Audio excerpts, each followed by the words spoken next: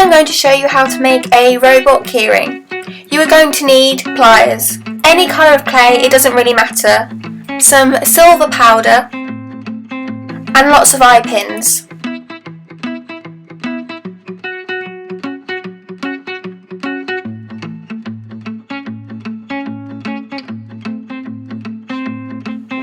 So start out by rolling the colour of clay you want and shaping it into a rectangle.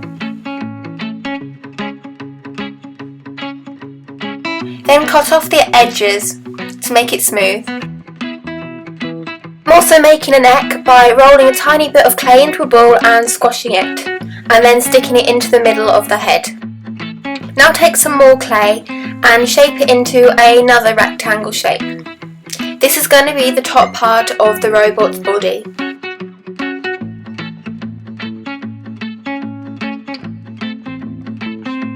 Like before, I also cut the edges.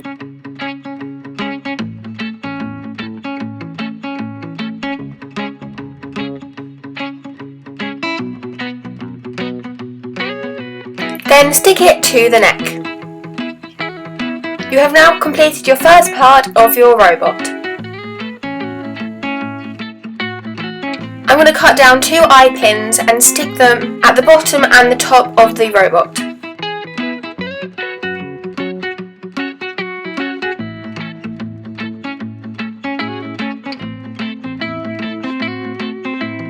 Because you're making a robot, you can usually see their screws and where they are kind of like stuck together. So I'm going to take a couple of tools to make some markings across the robot's body. I'm also making 2 dots for the eyes and a line for the robot's mouth.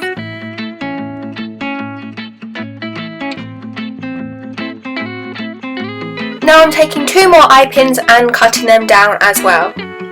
These are going to connect the arms to the robot's body. So stick them into the side of the body.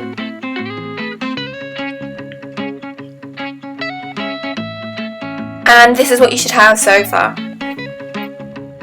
Now I'm rolling out some more clay and into a longer rectangle shape and cutting in half. I'm also going to cut the ends off just to make it more smooth. This is going to make the arms. I am again sticking 2 eye pins into each section, and you of course will need to cut it down.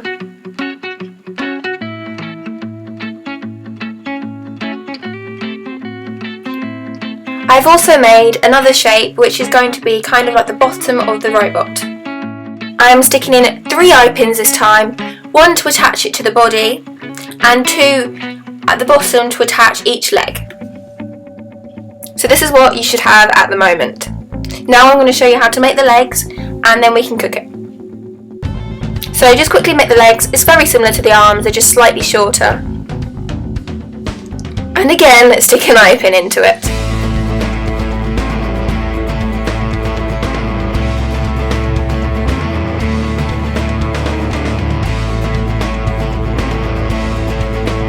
And that's what it should look like once you've put all the parts together. So now you need to get your silver powder and a brush to apply it. You do this while it hasn't been cooked yet, and I haven't actually joined the pieces up together as this will make it easier to cover in the pan.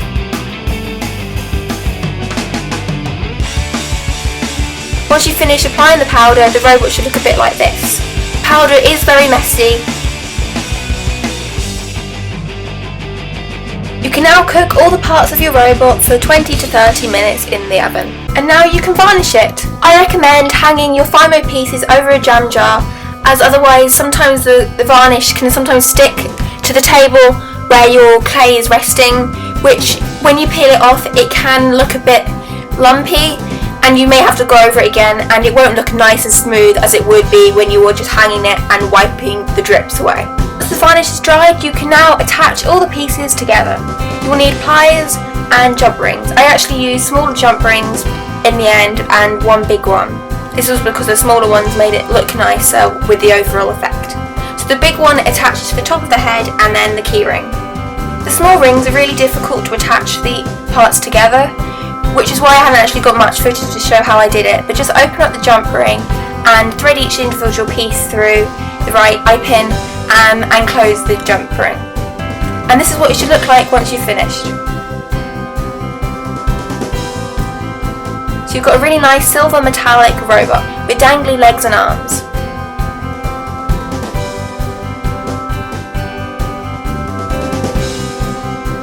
I hope you enjoyed this video. If you did, please give it a thumbs up, or check out my last video to the left, or subscribe to me by clicking the button and it should automatically subscribe you to me, and I'd really love it if you could do that.